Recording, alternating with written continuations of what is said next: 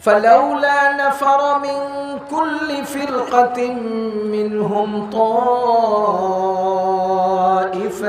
ليتفقهوا في الدين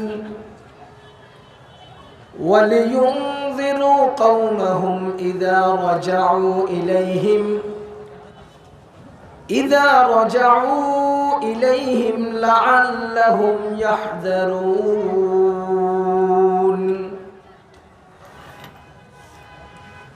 وقال رسول الله صلى الله عليه وسلم: إن العلماء ورثة الأنبياء. صدق الله العلي العظيم وصدق رسوله النبي الكريم ونحن على ذلك من الشاهدين والشاكرين والحمد لله رب العالمين.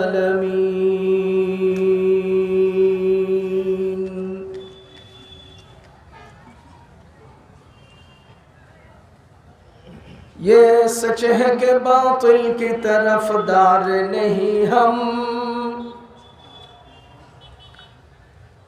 ये सच है कि बातिल की तरफदार नहीं हम, गद्दार न समझो हमें गद्दार नहीं हम। ऐ दौलत दुनिया न हक़ारत से हमें देख, ऐ दौलत दुनिया न हक़ारत से हमें देख, औरों की तरह तेरे तलबगार नहीं हम। गो तेरी निगाहों में खतावार रहे हैं, गो तेरी निगाहों में खतावार रहे हैं, खुद अपनी नजर में तो खतावार नहीं हम, खुद अपनी नजर में तो खतावार नहीं हम। फूलों की तरह नर्म मिजाज अपना है नजर, फूलों की तरह नर्म मिजाज अपना है नजर। हम तीर नहीं नेज़ा तलवार नहीं हम तीर नहीं नेज़ा तलवार नहीं हम।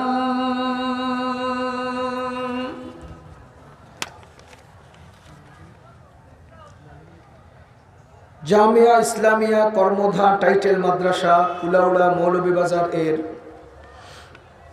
6 ফেব্রুয়ারি 2021 শনিবার 63তম বার্ষিক ইসলামী মহাসম্মেলন ও দোয়া মাহফিলের আখেরি অধিবেশনের সম্মানিত সভাপতি সাহেব, মাদ্রাসার মুহতামিম সাহেব, আসাতিজায়ে কেরাম, মুআজ্জাজ উলামায়ে কেরাম, মুরব্বিয়ান আযম, যুবক ভাইরা ও বন্ধুরা, বিভিন্ন এলাকা থেকে আগত সম্মানিত মুসলমান ভাইরা, আল্লাহ রাব্বুল আলামিনের অশেষ মেহেরবানি যে আল্লাহ তাআলা মেহেরবানি করে আমাদেরকে দ্বীনের মহব্বত অন্তরে নিয়ে দ্বীনি মাহফিলে এসে দ্বীনি মাদ্রাসার মাঠে জমে বসার, জমায়েত হওয়ার তৌফিক দিয়েছেন। শুকরিয়া আদায় করে জোরে সোরে বলবো আলহামদুলিল্লাহ। সম্মানিত উপস্থিতি, অনেক রাত হয়েছে, আপনারা ধৈর্যের সাথে বসছেন। আল্লাহ তাআলা সবাইকে উত্তম জাযা দান করুন, আমিন। কর্মধা টাইটেল মাদ্রাসা একটি কওমি মাদ্রাসা, এটি একটি কওমি মাদ্রাসা। আমি অতি সংক্ষিপ্তভাবে কওমি মাদ্রাসার পরিচয় আপনাদের সামনে তুলে ধরার চেষ্টা করব।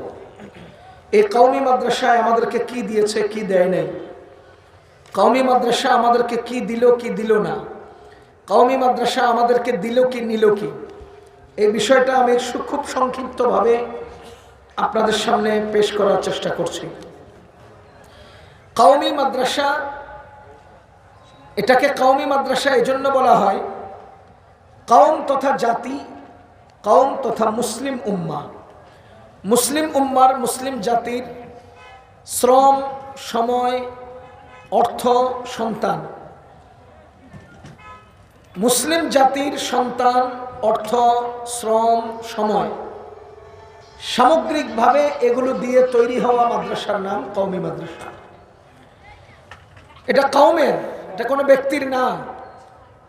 এই মাদ্রাসা কোনো ব্যক্তির নয়। এটা মুতাওয়াল্লি সাহেবের একার নয়, মুহতামিম সাহেবের একার নয়। এটা যিনি 2 টাকা দিয়েছেন সেই রিকশাওয়ালারও। এই কওমি মাদ্রাসাগুলো সরকারি অনুদানে চলে না। কওমি মাদ্রাসা সরকারি অনুদান গ্রহণ করে না। কওমি মাদ্রাসা সরকারি অনুদান গ্রহণ করে না কেন? প্রধান কারণ হলো সরকারি অনুদান গ্রহণ করতে হলে 2 লাখ টাকার মিথ্যা কথা বলতে হয়। কয় লাখ টাকা? যেমন উদাহরণস্বরূপ আমাদের কর্মধার টাইটেল মাদ্রাসার জন্য সরকার 5 লাখ টাকা বাজেট দিয়েছে। আপনাদের কি মনে হয় সরকারের বাজেটকৃত এই টাকা ঢাকা থেকে আকাশে উড়ে কর্মধা মাদ্রাসায় চলে আসবে, নাকি বাইদোবাই লোক মারফত আসবে?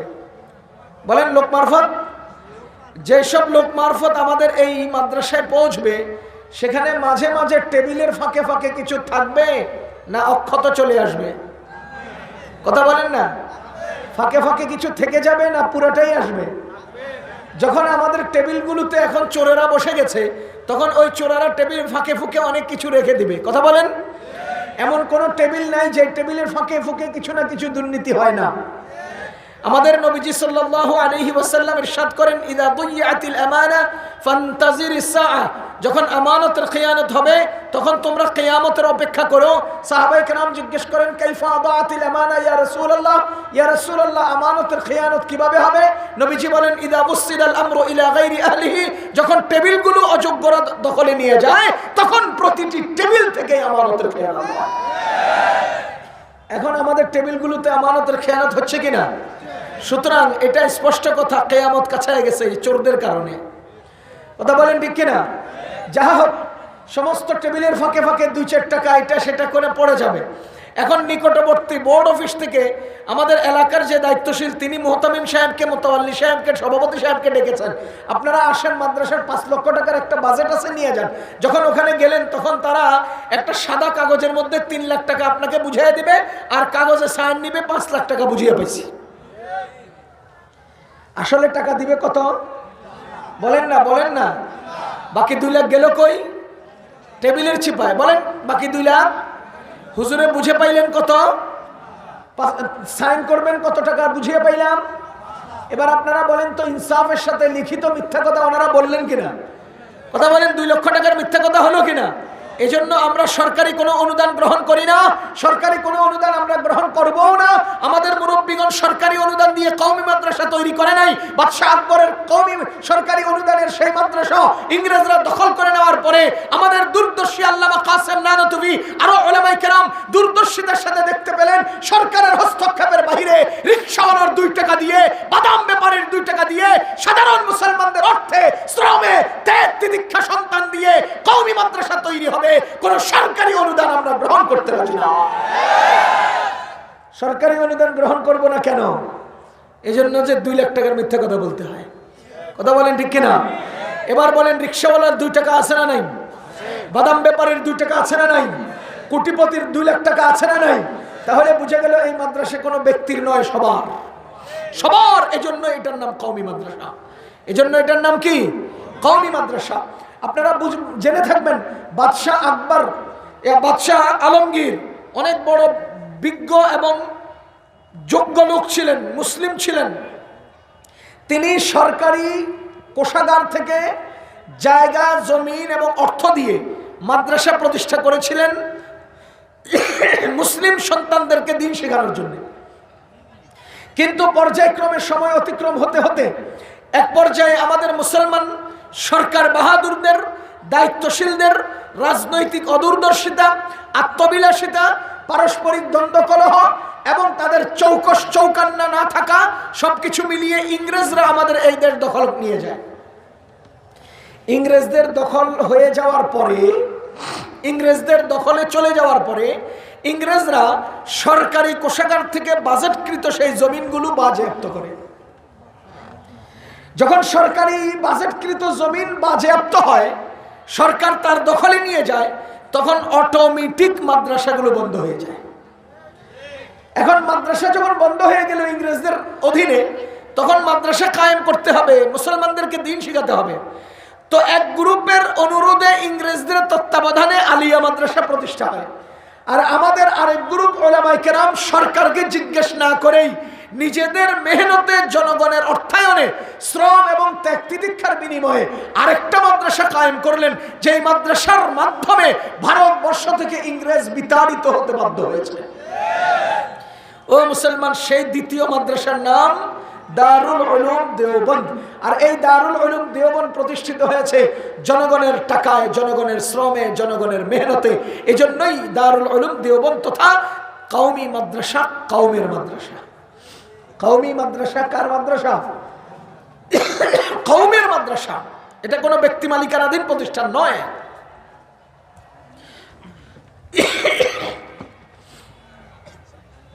এই কওমি মাদ্রাসাগুলো বর্তমানে কিছু সংখ্যক মানুষ আছে, তারা বন্ধ করে দিতে চায়, আছে না নাই? এরা কওমি মাদ্রাসা দেখলে খাউজানি উঠে। আমাদের হেফজখানার ছাত্র একটা দেখলে ওদের গায়ে আগুন জ্বলে উঠে। ওই শাহরিয়ার কবির মার্কা কিছু বামপন্থী আছে, যারা আলেম ওলামার নাম শুনলেই তাদের কেমন জানি অ্যালার্জি শুরু হয়। কথা বলেন ঠিক কিনা? এরকম কিছু লোক আছে না নাই? প্রশ্ন হলো, হাফেজ সাহেব ছোট্ট নাবালেগ শিশুটা দেখলে ওদের এত মনে কষ্ট যায় কেন? ওদের এত গায়ে জ্বলে কেন? ওদের গায়ে জ্বলার পিছনে উল্লেখযোগ্য কারণ হলো, আপনাদের দেশে মুরগি চোরা শিয়াল আছেন? শিয়াল আছে? একদিন শিয়াল এলাকার মধ্যে চুরি করতে গেছে মুরগি, যায় দেখে একটা কুকুরের বাচ্চা। এবার শিয়ালে মুরগি রেখে কুকুরের বাচ্চাটা নিয়ে গেছে গা। ঘটনা কি? হ্যাঁ, কুকুরের বাচ্চা নিয়ে গেল, শিয়াল রেখে, মুরগি রেখে। হ্যাঁ, তদন্ত করে দেখা গেল যে আজকে মুরগি চুরি করলে করবে একটা, কিন্তু এই কুকুরের বাচ্চাটা যদি থেকে যায় তো এ বড় হলে সামনে আর শিয়ালকে এলাকায় ঢুকতে দিবে না। এজন্য সেই কুকুরের বাচ্চার পিছনে লেগেছে। ও মুসলমান, এই সমস্ত বামপন্থীরা আলেম ওলামার ছোট্ট ছাত্রদেরকে দেখলে এরকম গায়ে জ্বলে কেন? এর কারণ হলো, এরা যদি বড় হয় তো সমাজে এক একটা মামুনুল হক হয়ে দেখা দিবে। এই মামুনুল হকের নাম শুনলে এখন প্রশাসন নড়ে চড়ে উঠে। কথা বলেন ঠিক না? ও মুসলমান, সমস্ত বামপন্থীদের গায়ে আগুন জ্বলে উঠে মামুনুল হকের নাম শুনলে। মামুনুল হকের গর্জন শুনলে তাদের গায়ে কম্পন শুরু হয়, দেশে অস্থির, দেশে ভিন্ন ধরনের একটা প্রকম্প তৈরি হয়। এজন্যই মাওলানা মামুনুল হক সহ বাংলাদেশের উলামায়ে কেরামকে তারা সহ্য করতে পারে না। কেন পারে না? আপনাদের দেশে বাদুর আছে না? বাদুর, জোরে বলেন। বাদুর চিনেন? বাদুরে কি করে? রাত্রেবেলা মানুষের গাছের কলা, পেয়ারা এগুলো চুরি করে খায়। কখন খায়? বলেন না, কখন খায়? রাত্রেবেলা। বলে বলে খায় না, চুরি করে। জোরে বলেন না, বলে খায় না, চুরি করে। ও মুসলমান, এই বাদুররা যখন নাকি রাত্রেবেলা চুরি করে ফল খায়, আর সূর্য যখন উঠে যায় তখন তাদের গায়ে আগুন জ্বলে। বাদুর সব সকালবেলা সবার উপরের গাছের একদম উপরের ডালে লেজগুলোকে উপরের দিকে দিয়ে, ঠ্যাংগুলো উপরের দিকে দিয়ে, মাথাগুলোকে নিচের দিকে দিয়ে কিচির মিচির করে বলে কি জানেন? হে সূর্য, তুই উঠলি কেন? আলো হলো কেন? আমরা চুরি করতে পারছি না। ও মুসলমান, আজকে বাংলাদেশে ওই সমস্ত কলাচোর বাদুরগুলো আমাদের উলামায়ে কেরামকে দেখলে, মাদ্রাসা দেখলে তাদের গায়ে আগুন জ্বলে। কারণ এই প্রতিষ্ঠানের মাধ্যমে সমাজে আলো আলোকিত হচ্ছে, প্রতিষ্ঠানের মাধ্যমে সূর্য উদিত হচ্ছে। আর বাদুরগুলো দেশের সম্পদ চুরি করে বিদেশে প্রাচুর্য বানাতে পারবে না, এই দেশের ফলগুলো চুরি করতে পারবে না। এজন্য তারা বাদুরদের বিরুদ্ধে কথা বলে, আল্লাহর কসম।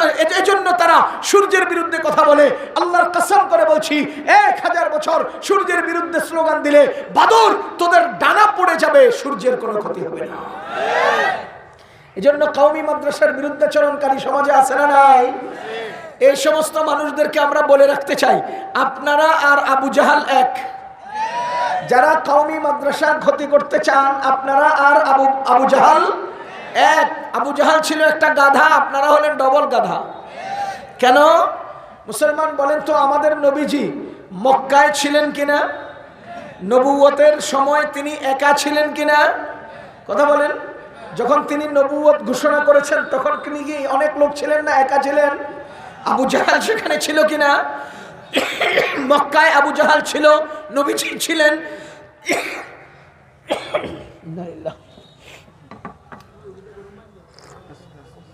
আবু জাহাল ছিল, নবীজিও ছিলেন, কিন্তু আবু জাহাল নবীজির কোনো ক্ষতি করতে, কথা বলেন, পারছে?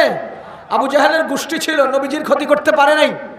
কিন্তু আমাদের নবীজি যখন মদিনা শরীফ চলে গেলেন তখন তার লোকবল হলো, দলবল হলো, তার জন্য জীবন দানকারী কিছু মানুষ তৈরি হলো।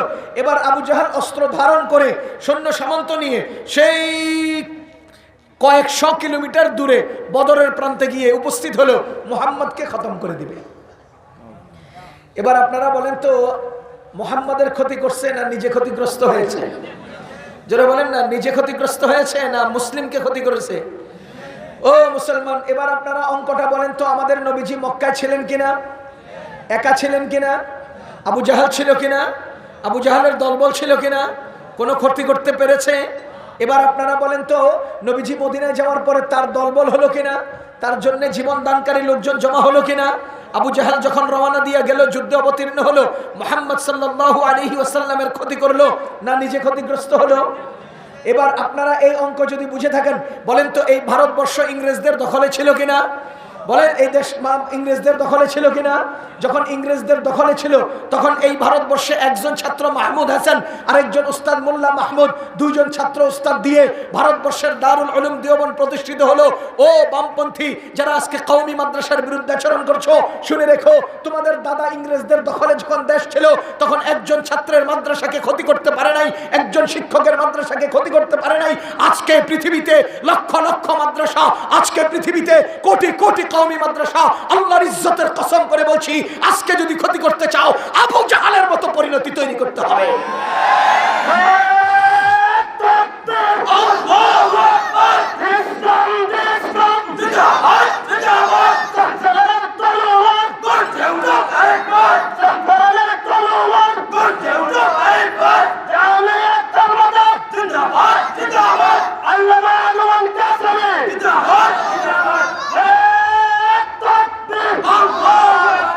সুতরাং কওমি মাদ্রাসা বন্ধ করার চক্রান্ত নস্যাৎ হবে, কওমি মাদ্রাসা টিকে থাকবে ইনশাআল্লাহ। হেরা মনে করছে কওমি মাদ্রাসা মানে দরজা জানালার নাম। আসলে কি কওমি মাদ্রাসার দরজা জানালার নাম? আমরা তো দেখতে পাই কওমি মাদ্রাসা শুরু হয়েছে একটা গাছের ছায়ার নিচে, একটা ডালিম গাছের ছায়ার নিচে কওমি মাদ্রাসা শুরু হয়েছে। ও মুসলমান, যদি কওমি মাদ্রাসাকে দরজা জানালা মনে করো, তোমরা দরজা তালা লাগাতে পারো, জানালা বন্ধ করতে পারো, বিল্ডিং এর ছাদ ভেঙে দিতে পারো, খোদার কসম আমরা আমাদের আগের ঠিকানা গাছের ছায়ার নিচে চলে যাব। যতদিন গাছ থাকবে ততদিন কওমি মাদ্রাসা থাকবে, যতদিন গাছ থাকবে, গাছের ছায়া থাকবে, ততদিন দ্বীনের এই শিক্ষা চলতেই থাকবে ইনশাআল্লাহ। আজকে আমাদের বিরুদ্ধে কি পদক্ষেপ নেওয়া হচ্ছে, কত জঘন্য জঘন্য আমাদেরকে হুমকি দেওয়া হচ্ছে। কি বলে মাওলানা মামুনুল হক সাহেবের নাম ধরে এক চৌধুরী সাহেব বলতেছে, আসেন খেলা হবে। আসেন। আরে চৌধুরী সাহেব, আপনার আগে আমরা কোরআন ও হাদিসে এরকম বহু খেলার ইতিহাস পড়েছি, দেখেছি। কথা বলেন ঠিক কিনা? ফেরাউন মুসা আলাইহিস সালামের ডাক দিয়েছে খেলতে। কারে বলেন, কাকে ডাকছে? মুসা আলাইহিস সালামকে। আল্লাহ রাব্বুল আলামিন এই খেলার সিস্টেম আগে থেকেই শিক্ষা দিয়েছেন। মুসা আলাইহিস সালাম যখন আসতেছিলেন পাহাড়ের পাদদেশে, আল্লাহ তাআলা জিজ্ঞেস করেন, মা তিলকা বিয়ামিনিকা ইয়া মুসা, তোমার হাতের মধ্যে এটা কি? কয় আল্লাহ, এটার নাম লাঠি। হিয়া আসায়া, এটা আমার লাঠি। আতাওয়াক্কাউ আলাইহা, এটাতে ভর করি। ওয়া আহুশু বিহা আলা গানাবি, আমি আমার ছাগলের এটা পাতা পাড়ি। ওয়ালিয়া ফিহা মাআরিব উখরা, আর কত রঙের কাজ এটা লাঠি দিয়ে আমি করি। আল্লাহ তাআলা মুসা আলাইহিস সালামকে প্রস্তুতি দিতেছেন, মানে শিক্ষা দিচ্ছেন। মুসা ফালকি মা ফি ইয়ামিনিক, তোমার হাতে যেটা আছে এটা ছেড়ে দাও। তিনি এটা ছাড়লেন। এটা ছাড়ার পরে বিশাল ফাইদা হিয়া হাইয়াতুন তাসা, বিশাল একটা আজদাহা হয়ে, সাপ হয়ে এটা এরকম ফুরফুর করতেছে। আল্লাহ তাআলা বলেন, লা তাখাফ, ভয় পাইও না, ধরো এটা। ধরলেন, আবার আগের মতো লাঠি হয়ে গেল। আচ্ছা, পাহাড়ের পাদদেশে, পাহাড়ের চিপায় আল্লাহ তাআলা মুসা আলাইহিস সালামের হাতের লাঠিটা ফালাইলেন, সাপ বানাইলেন, ধরাইলেন, লাঠি বানালেন। এই যে ঘটনাটা ঘটাইলেন কেন বলেন? কেন? ওই ফেরাউন তোমাকে এই জাতীয় খেলার জন্য আহ্বান করবে, রেডি হয়ে যাও। এখানে কি চলতেছে? প্রস্তুতি চলছে। কি চলছে? প্রস্তুতি। যখন মুসা আলাইহিস সালাম ফেরাউনের কাছে গেলেন, ফেরাউন কয়, তুমি কি জাদুকর? আমার কাছে হাজার হাজার হাজার হাজার জাদুকর আছে। ও মুসলমান, দেখেন এখানে আল্লাহ তাআলার একটা মস্ত বড় রহস্য। আজকে যদি বাংলাদেশের জুনায়েদ বাবুনগরী সাহেব, দেশের শীর্ষ বড় বড় ব্যক্তিবর্গ, ডাক্তার, ইঞ্জিনিয়ার, এমপি, মন্ত্রী অথবা উচ্চ পদস্থ কাউকে ডাকেন, তারা আসবে না। তাদের নিজস্ব অনেক প্ল্যান আছে, প্রোগ্রাম আছে, তারা ঠিক মতে আসতে চাইবে না। কিন্তু যদি প্রধানমন্ত্রী ডাকে, কেউ আর নিষেধ করবে না। যদি এই এলাকার সাধারণ তৃণমূলের নেতা কর্মী, মেম্বার, চেয়ারম্যানকে সহ প্রধানমন্ত্রী ডাকেন, আহ্বান করেন, আমার এলাকার 2 টাকাইয়া মেম্বার সাহেব, তিনিও জামা কাপড় গায়ে দিয়া, মোজ মারিয়া, মুসের মধ্যে তেল মাখিয়া বলতে বলতে যাবে, আমাকে প্রধানমন্ত্রী ডেকেছে। কথা বলেন? কিন্তু বাবুনগরী সাহেব যদি ডাকেন, কেউ আসবে না। এজন্য আমার আল্লাহ রাব্বুল আলামিন একটা চমৎকার হিকমত খাটিয়েছেন। ফেরাউন রে বলতেছে, তুমি সব জাদুকর রে জমা করো। মুসা আলাইহিস সালাম যদি জাদুকরদেরকে জমা করতেন, ওরা নিজস্ব প্ল্যান প্রোগ্রামের কারণে আসতে পারতো না। আল্লাহ ফেরাউনের মাধ্যমে সবাই রে ডাকছে, একজনও বাদ ছিল না। সমস্ত সিনিয়র জাদুকররা উপস্থিত হলো। সমস্ত সিনিয়র জাদুকর, সব খেলোয়াড় একত্র হলো। মুসা আলাইহিস সালাম সেখানে উপস্থিত হলেন। মুসলমান কিতাবে আসছে 40,000 জাদুকর একসাথ হয়েছে। কত হাজার? 40,000 জাদুকর একত্র হয়েছে। ফেরাউন নিজের সিংহাসনে আসীন হয়ে খেলার তামাশা দেখবে। যেই দলে লোক বেশি, সেই দলের একটুখানি ভাবও থাকে বেশি। যেই দলের লোক বেশি, সেই দলের ভাব বেশি। আজকে আওয়ামী লীগের লোক বেশি, তাদের পাওয়ার বেশি।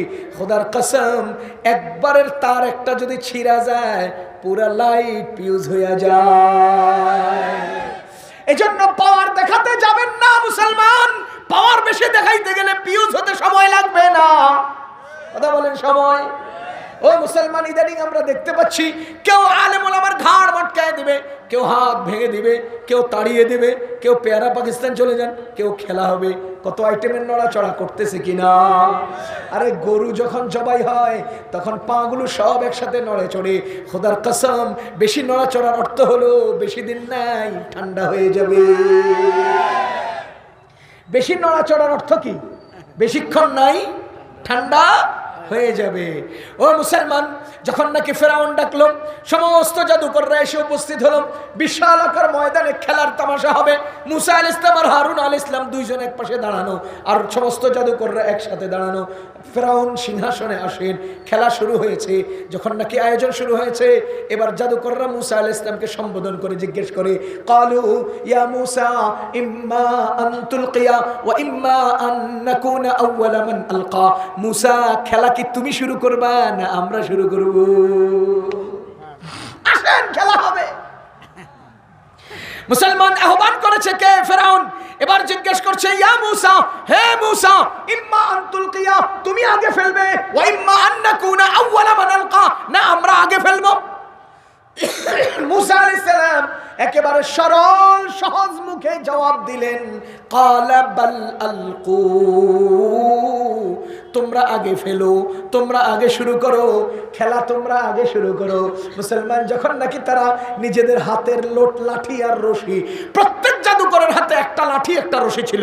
40,000 জাদুকরের 80,000 জাদুর যন্ত্র ছিল। ক্বালা বাল আলকু, মুসা আলাইহিস সালাম বললেন, তোমরা আগে ফেলো। ফাইদা হিবালুহুম ওয়া ইসিয়ুহুম ইউখায়্যালু ইলাইহি মিন সিহরিহিম আন্নাহা তাসআ ওই সব জাদুকরদের হাতের লাঠি এবং রশিগুলো জমিনে পড়ে জাদুর স্পৃহায়, জাদুর স্পিরিটে তারা এইভাবে ছট ছট ছট ছট করলে শুরু করলো, এইভাবে ফা ফা করে ফানা উঠিয়ে পুরো ময়দান গরম করে ফেললো। আল্লাহু আকবার কবীরা।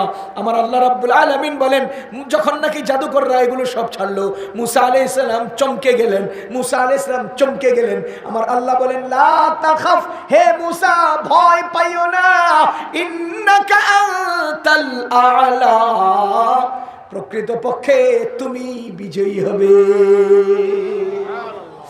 ভয় পাইও না, তুমি বিজয়ী হবে। বুঝতেছেন না আপনারা? বলেন তো বিজয়ী হবেন কে? আরো জোরে কোন বিজয়ী হবেন কে? বুঝা গেল খেলার আহ্বান যারা করে তারাই পরাজিত হয়। ও চৌধুরী সাহেব, আপনাকে বলছি, আসেন খেলা হবে।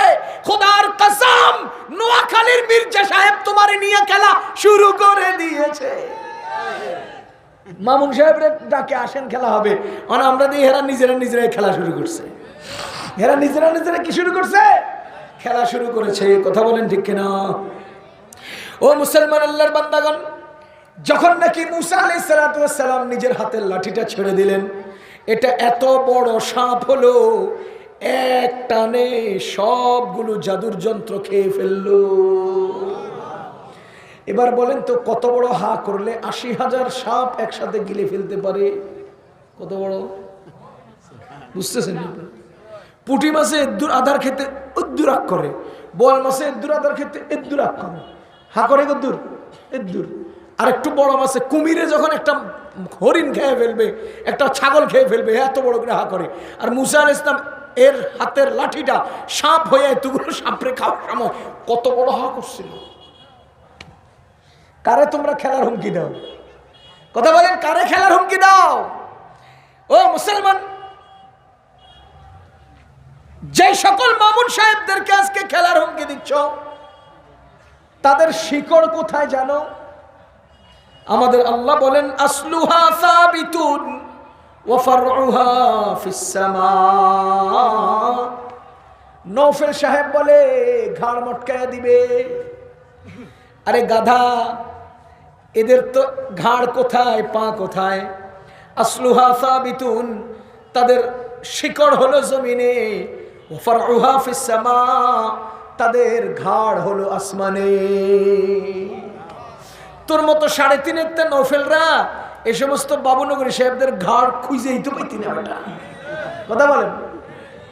ও মুসলমান, আসলুহা সাবিতুন, এদের শিকড় হলো গভীরে, ওয়া ফারউহা ফিস সামা, এদের শাখা প্রশাখা হলো আসমানে।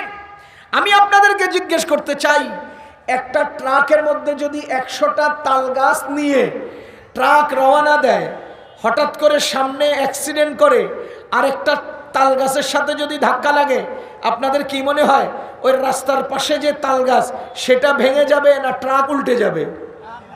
কথা কন না? আপনারা বলেন তো, ট্রাকের পিঠে কতটা তাল গাছ? সামনে কয় গাছের সাথে ধাক্কা লাগলো? পড়ে গেল কয়টা?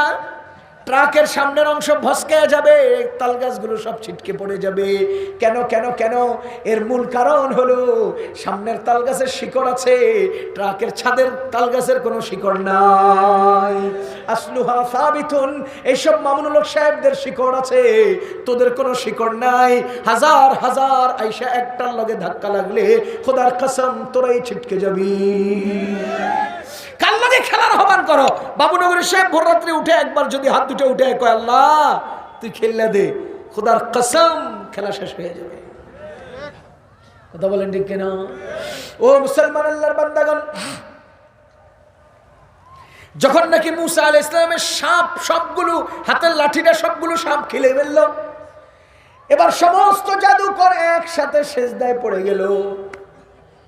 এরপরে বলে, আমরা ঈমান এনেছি মুসা আর হারুনের রবের উপরে। আয় হায় হায়, সবাই যখন সেজদায় পড়ে গেল, এবার ফেরাউন কি দলবল লইয়া আছে না একলা হয়ে গেছে? একা হয়ে গেছে। এবার ফেরাউন বলে কি, এই ইন্নাহু লাকাবীরুকুমুল্লাযী আল্লামাকুমুস সিহর, এই মুসা হলো তোদের বড়টা যে তোদেরকে জাদু শিখাইছে। কি কয়? মুসা হলো তোদের বড়টা যে তোদেরকে জাদু শিখাইছে। আসলে কি মুসা আলাইহিস সালাম ওদেরকে জাদু শিখাইছে নাকি জাদুকরদের লগে খেলার জন্য আল্লাহ জাদুর লাঠি হাতে দিয়ে পাঠাইছে? কথা বুঝতেছেন আপনারা? ওই যে খেলাটা হবে, খেলাটার মোকাবেলার জন্য আল্লাহ তাআলা মুসা আলাইহিস সালামকে আগেই লাঠির প্রশিক্ষণ দিয়ে পাঠাইছেন। এখন ফেরাউন কি বলে? ইন্নাহু লাকাবীরুকুম, সে হলো তোদের বড়টা, তোদের গুরু, আল্লামাকুমুস সিহর, তোদেরকে জাদু শিখাইছে। আসলে তো মুসা আলাইহিস সালাম শিখান নাই। কথা বলেন ঠিক কিনা? এ মুসলমান, মূল কথা যে কথাটা আমি বলতে চাইছিলাম, আপনারা বলেন তো, ফেরাউন এইভাবে পরাজিত হওয়ার পরে কি নীরব হয়ে গেছে না বনি ইসরাইলের বিরুদ্ধে আরো কঠিন পদক্ষেপ নিয়েছে? সারা বনি ইসরাইলকে চারদিক থেকে ঘিরে ফেলবেন, চূড়ান্ত শেষ করে দিবেন। আল্লাহ রাব্বুল আলামিন মুসা আলাইহিস সালামের মাধ্যমে বনি ইসরাইলকে নিরাপদ জায়গায় চলে যেতে হুকুম করলেন। কথা বুঝতেছেন নি আপনারা? বনি ইসরাইল সমস্ত মানুষগুলো একত্র হয়ে সদল বলে ফেরাউনের দেশ থেকে চলে যাচ্ছে। আল্লাহ রাব্বুল আলামিন মুসা আলাইহিস সালামের হাতের লাঠির ইশারায় নদীতে রাস্তা তৈরি করে দিয়েছেন। আল্লাহ বলেন, ওয়াজাওয়াজনা বিবানি ইসরাঈলাল বাহর, আমি আল্লাহ বনি ইসরাইলকে নদী পার করে দিলাম। বনি ইসরাইল নদী পার হয়ে চলে গেল। ফাতবাহুম ফিরআউনু ওয়া জুনুদুহু, যখন বনি ইসরাইল চলে যায় তখন ফিরআউন এবং তার দলবল বনি ইসরাইলের পিছনে ছুটে। বলেন তো ভাগায় কে? ফেরাউন। বলেন ভাগাইছে কে? ভেগে গেছে কে? বনি ইসরাইল। কয় না? পালিয়েছে কারা? বলেন না, পালিয়েছে কারা? বনি ইসরাইল। পিছনে তাড়া করেছে কারা? ফেরাউন। আপনারা আমার কথা বুঝেন না? আওয়াজ দিয়ে একটু উত্তর দেন। পালিয়ে গেছে কারা? জোরে বলেন না। পিছনে তাড়া করেছে কারা? মুসলমান, আমার আল্লাহ রাব্বুল আলামিন বলেন, যারা পালিয়ে গেল তারা নদী পার হয়ে গেল। ফাতবাহুম ফিরআউনু ওয়া জুনুদুহুম, যারা তাদেরকে তাড়া করলো তারা নদীতে ডুবে গেল। কথা বুঝতেছেন? পালাইলো কারা? বনি ইসরাইল। ডুবে গেল না পার হয়ে গেল? পিছনে তাড়া করলো কারা?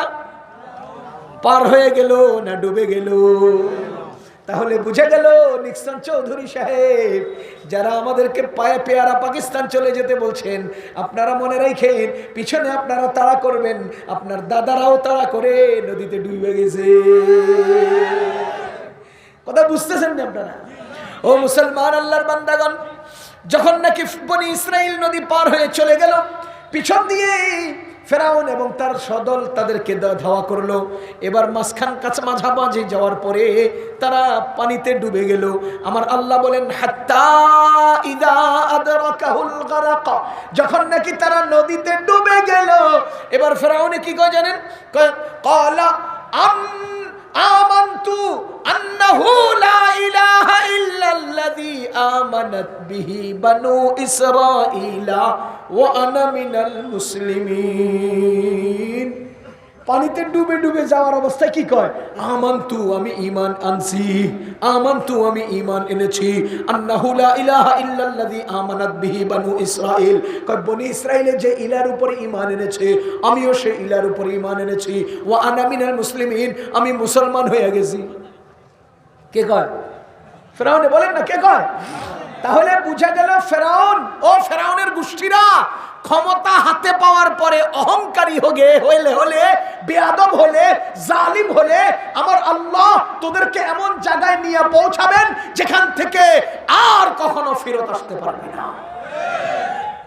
অহংকারীরা এমন জায়গায় গিয়ে ঠেকে যেখান থেকে আর ফেরত আসতে পারে না। এই যে ফেরাউন কত জঘন্য অহংকার করেছে, বলে আনা রাব্বুকুমুল আলা, আমি হলাম বড় খোদা। কি পরিমাণ অহংকার করে সে নিজেকে খোদা দাবি করলো। এরপরে আল্লাহ তাআলা এমন জায়গায় নিয়ে পৌঁছালেন সেখান থেকে ফিরত আসতে চায়। আমানতু, আমি ঈমান এনেছি, ওয়া আনা মিনাল মুসলিমিন, আমি মুসলমান হয়ে গেছি। আমার আল্লাহ তাআলা বলেন, আল আনা, এতক্ষণে তো সময় হয়েছে গালের মধ্যে মাটি ঢুকিয়ে দিস। এর দ্বারা কি বোঝা গেল? এর দ্বারা কি বোঝা গেল? এই অহংকারী বেয়াদব জালিমগুলো এমন জায়গায় যায়া পৌঁছে সেখান থেকে আর ফেরত আসতে পারে না। কথা বুঝতেছেন নি আপনারা? ও মুসলমান আল্লাহর বান্দাগণ, আমার আল্লাহ বলেন আল আনা ওয়াকাদ আসাইতা ক্বাবলু ওয়া কুনতা মিনাল মুফসিদিন। তুমি ইতিপূর্বে নাফরমানি করেছ, তুমি ইতিপূর্বে জালিম ছিলে, সন্ত্রাসী ছিলে, এখন তুমি ফেরত আসতে চাচ্ছ। আল্লাহু আকবার। আমার আল্লাহ রাব্বুল আলামিন তাকে সম্বোধন করে বলছেন ফালইয়াউমা নুনাজ্জিকা বিবাদানিকা লিতাকুনা লিমান খালফাকা আয়া। আজকে আমি তোমার বডিটা, তোমার শরীরটা দুনিয়ার বুকে অক্ষত রেখে দেব, যাতে পরবর্তী যারা আসবে তারা তোমাকে নিদর্শন হিসেবে পায়। তোমাকে নিদর্শন হিসেবে পায়। কিসের নিদর্শন? কাদ আসাইতা ক্বাবলু ওয়া কুনতা মিনাল মুফসিদিন। তুমি ইতিপূর্বে জালিম ছিলে, অত্যাচারী ছিলে, নাফরমান ছিলে। এই বিষয়টা জনগণ তোমাকে দেখে দেখে মনে করবে। মুসলমান বলেন তো সেদিন খেলা হয়েছিল কার কার? মুসা আলাইহিস সালাম আর ফেরাউনের। বলেন না কার কার? আরো জোরে বলেন কার কার? মুসা আলাইহিস সালাম আর ফেরাউনের। আপনারা বলেন তো মুসা আলাইহিস সালাম ঈমানদার ছিলেন কিনা? জোরে কোন? ফেরাউন কি ছিল? বেঈমান। মুসা আলাইহিস সালাম সৎ ছিলেন, ফেরাউন অসৎ ছিল। মুসা আলাইহিস সালাম ভালো ছিলেন, ফেরাউন মন্দ ছিল। কথা কয় না? বলেন তো মুসা আলাইহিস সালাম ভালো ছিলেন না মন্দ? ফেরাউন ভালো ছিল না মন্দ? মুসা আলাইহিস সালাম সৎ ছিলেন না অসৎ? ফেরাউন সৎ ছিলেন না, ছিল না অসৎ? মুসা আলাইহিস সালাম ইমানদার ছিলেন না বেঈমান? ফেরাউন ইমানদার ছিল না বেঈমান? মুসা আলাইহিস সালাম অহংকারী ছিলেন না বিনয়ী? ফেরাউন অহংকারী ছিল না বিনয়ী? কথা বল না।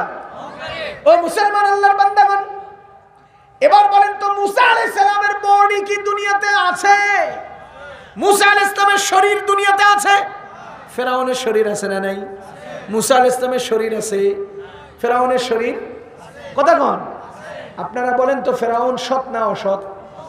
মুসা আলাইহিস সালাম? তাহলে কি বুঝা গেল? আল্লাহ কোন সৎ মানুষের অস্তিত্ব দুনিয়াতে রাখেন না, বডি দুনিয়াতে রাখেন না, শরীর দুনিয়াতে রাখেন না। অসৎ মানুষের শরীরটা দুনিয়াতে রাখছেন। কথা বুঝেন নাই? এখান থেকে একটা গোপন রহস্য এবং কিছু গভীর কথা শুনেন। ও মুসলমান, মুসা আলাইহিস সালামের বডি দুনিয়াতে নাই, কিন্তু মুসা আলাইহিস সালাম দুনিয়াতে আছেন না নাই? কথা বলেন, দুনিয়াতে আছেন না নাই? মুসা আলাইহিস সালাম দুনিয়াতে আছেন, মুসা আলাইহিস সালামের বডি দুনিয়াতে নাই। ফেরাউন দুনিয়াতে আছে, বডি দুনিয়াতে আছে না নাই? তাহলে মুসা আলাইহিস সালাম ছিলেন সৎ, ফেরাউন ছিল অসৎ। সৎ মানুষের জায়গা আমাদের অন্তরে। বলেন সৎ মানুষের জায়গা? কথা কয় না। মুসা আলাইহিস সালাম সৎ ছিলেন না অসৎ? আমাদের অন্তরে আছে না নাই? জোরে বলেন অন্তরে আছে না নাই? যে ব্যক্তির অন্তরে মুসা আলাইহিস সালাম নাই, সে ব্যক্তি মুসলমান হতে পারে না। আমানতু বিল্লাহি ওয়া মালাইকাতিহি ওয়া কুতুবিহি, এরপরে বলেন 4 নম্বরে কি? ওয়া রুসুলিহি। এই রুসুলিহির মধ্যে মুসা আলাইহিস সালাম আছেন না নাই? কথা বলেন আছে না নাই? তাহলে বুঝা গেল আমাদের প্রত্যেকের মনে মনে মুসা আলাইহিস সালাম আছেন কিনা। ওরে মুসলমান, এবার বলেন তো সৎ মানুষের জায়গা কোথায়? অন্তরে। কথা কয় না। সৎ মানুষের জায়গা কোথায়? আর অসৎ ফেরাউনের জায়গা জাদুঘরে। কোথায়? তাহলে সৎ মানুষের জায়গা অন্তরে। বলে না সৎ মানুষের জায়গা, আর অসৎ মানুষের জায়গা জাদুঘরে। কথা কন। সৎ মানুষের জায়গা। ও মুসলমান, কোন সৎ মানুষের চেহারা দুনিয়াতে নাই, কোন সৎ মানুষের প্রতিকৃতি দুনিয়াতে নাই, কোন সৎ মানুষের বডি দুনিয়াতে নাই, কোন সৎ মানুষের অস্তিত্ব, তারপরে তার বডিটা দুনিয়ার বুকে বেছে নাই। কিন্তু অসৎ মানুষের বডি দুনিয়াতে আছে না নাই? অসৎ মানুষের প্রতিকৃতি দুনিয়াতে আছে কিনা? এবার আমি আপনাদেরকে জিজ্ঞেস করতে চাই, সৎ মানুষের জায়গা কোথায়? অসৎ মানুষের জায়গা কোথায়? এখন আপনারা বলেন, যে লোকটার ভাস্কর্য বানাইয়া তাকে জাদুঘরে অথবা রাস্তার মোড়ে স্থাপন করতে চাচ্ছেন, সেই লোকের প্রতিকৃতি দুনিয়াতে রাখতে চাচ্ছেন, তিনি সৎ না অসৎ? সৎ, বলেন সৎ। তিনি সৎ না অসৎ?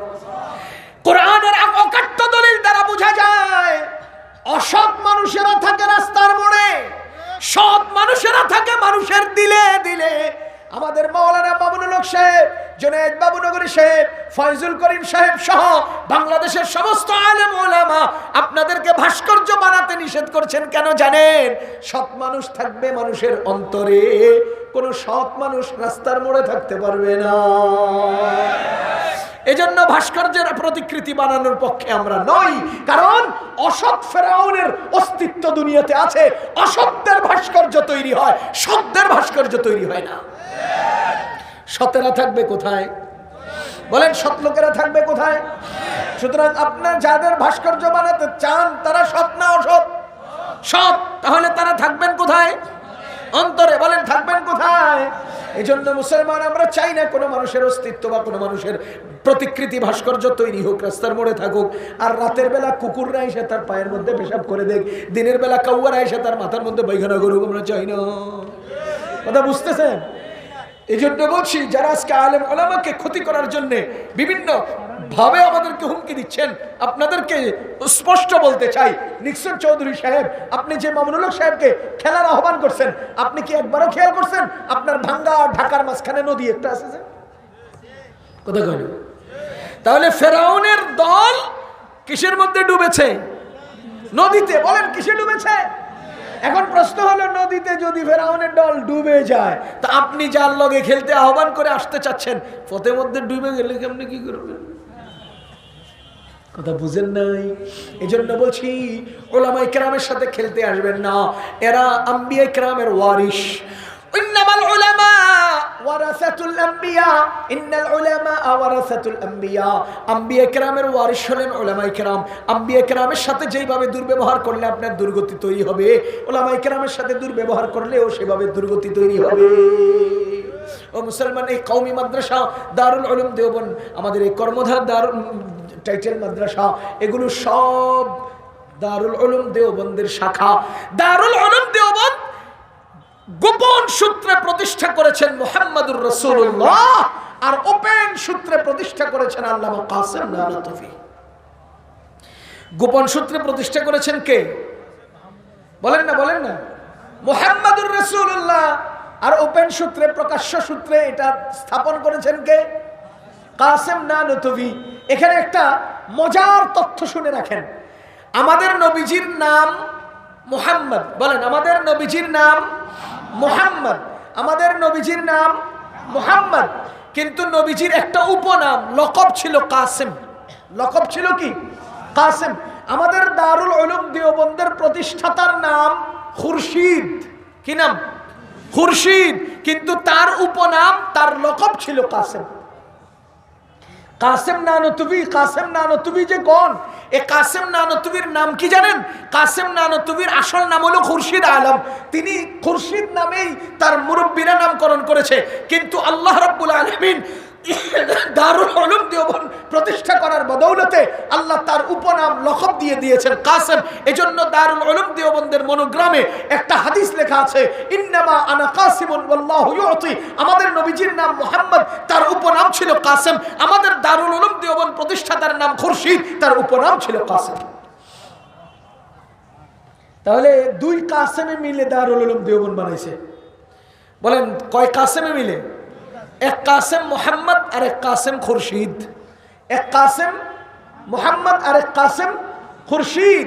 ও মুসলমান, বাহ্যিক দৃষ্টিতে আমরা মনে করি কাসেম নানতুফি রহমতুল্লাহি আলাইহি দারুল উলুম দেওবন্দের প্রতিষ্ঠাতা, কিন্তু আমরা দেখতে পাই গোপন সূত্রে দারুল উলুম দেওবন্দের প্রতিষ্ঠাতা হলেন মুহাম্মাদুর রাসূলুল্লাহ।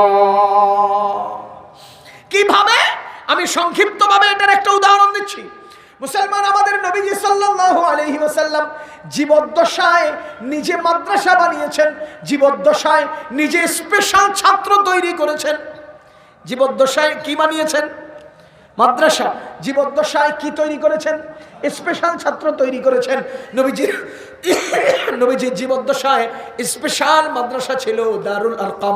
নবীজির জীবদ্দশায় স্পেশাল মাদ্রাসা ছিল মসজিদে নববীর বারান্দা, সুফা। মুসলমান সেখানকার যে সকল ছাত্ররা সারা দুনিয়াতে খেদমত করেছে, ইতিপূর্বে এমন কোন দিনের খেদমত আর কেউ করে নাই। ঠিক তেমনি ভাবে আমাদের নবীজির জীবদ্দশায় নিজের হাতে স্পেশাল ছাত্র বানিয়েছেন। আবু হুরায়রা রাদিয়াল্লাহু তাআলা আনহুর নাম শুনেছেন?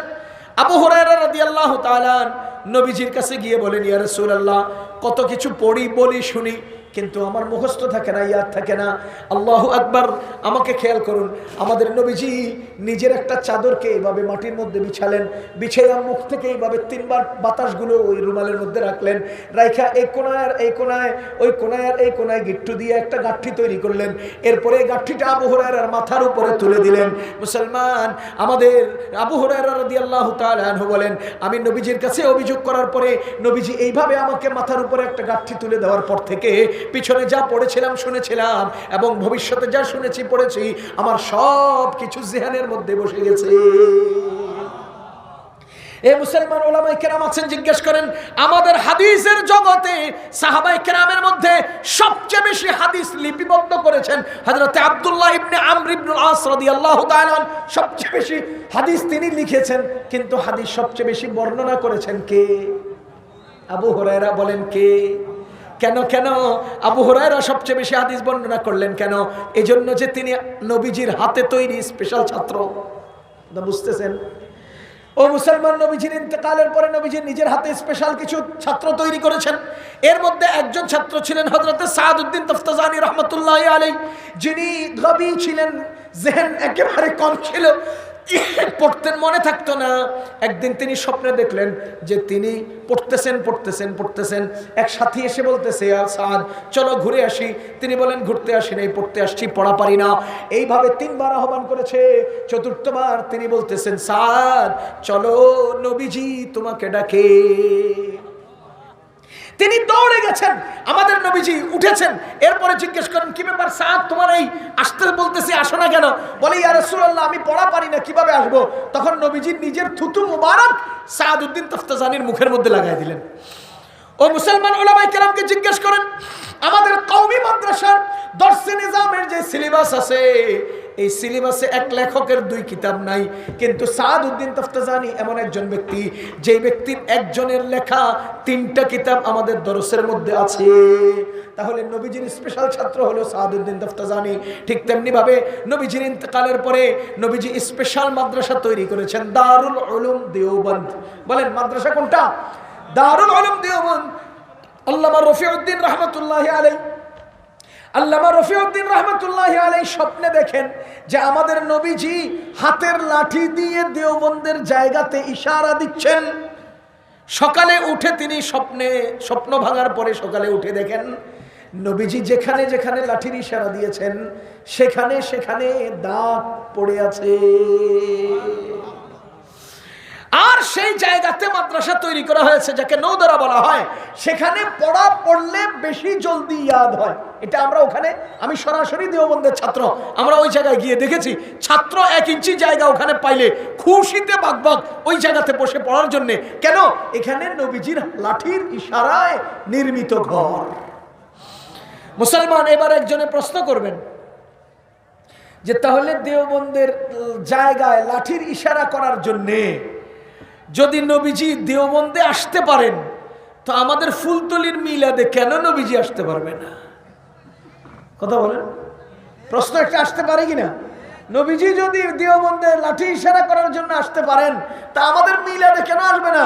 এজন্যই তো আমরা চেয়ারের মধ্যে সুন্দর করে বিছানায় কি বলে তোয়ালিয়া দিয়া সাজায় রাখি, এখানে নবীজি এসে বসবেন। সাবধান মুসলমান, কোথাও গিয়ে কোনো কাজ করা এটা সেই ব্যক্তির কারামত বা মুজিজা হতে পারে না। আমি আপনাদের এলাকায় আইসা বয়ান করতেছি না ঢাকায় বসা, কথা কন। তাইলে আসিয়া বয়ান করতে পারা এটা তো আমিও পারি, এটা কি রাসূলে করা লাগেনি? রাসূলুল্লাহ সাল্লাল্লাহু আলাইহি ওয়াসাল্লাম কোথাও না গিয়ে সেখানে কর্ম করবেন, এটাই তো তার মুজিজা। কথা বুঝেননি? আমাদের নবীজি জীবদ্দশায় না গিয়ে কর্ম করেছেন কিনা দূরে করেছেন? বলেন তো আমাদের নবীজির হাতের ইশারায় চাঁদ দ্বিখণ্ডিত হয়েছিল কিনা? বলেন হয়েছিল কিনা? নবীজি চাঁদে গিয়ে করছেন না দুনিয়াতে থেকে? যদি দুনিয়াতে থেকে চাঁদ দ্বিখণ্ডিত করতে পারেন তো আমাদের নবীজি মদিনায় থেকে দেওবন্দের লাঠিতে ইশারা করতে পারেন। এবার বলেন তো হয়তো আমার আল্লাহ দেওবন্দের জায়গাটাকে মদিনায় নিয়ে গেছে, এটা কেমনে সম্ভব? আপনারা বলেন নবীজি সাল্লাল্লাহু আলাইহি ওয়াসাল্লাম মেরাজে যাওয়ার পরে যখন নাকি কাফেররা জিজ্ঞেস করলো আপনি যে মেরাজে গেলেন, বাইতুল মাকদাসে গেলেন, কয়টা দরজা আছে, কয়টা জানালা আছে বলেন তো? আচ্ছা আপনারা বলেন নবীজি কি ওখানে দরজা জানালা গুনতে গেছে? হেরা কি জিজ্ঞেস করে কয়টা জানালা আছে, কয়টা দরজা আছে? বলেন আল্লাহ তাআলা সেই বাইতুল মাকদাসকে নবীজির সামনে হাজির করছিলেন কিনা? যদি নবীজির জীবদ্দশায় বাইতুল মাকদাস রাসূলের সামনে হাজির হতে পারে তো নবীজির ইন্তেকালের পরে স্বপ্ন যুগে দেওবন্দ নবীজির কাছে যেতে পারে। সুতরাং আপনার এখানে মিলাদে নবীজি আসা লাগবে না, না আয়সা কোনো কর্ম করতে পারা, এটাই আমাদের নবীজির মুজিজা, এটাই আমাদের নবীজির মুজিজা।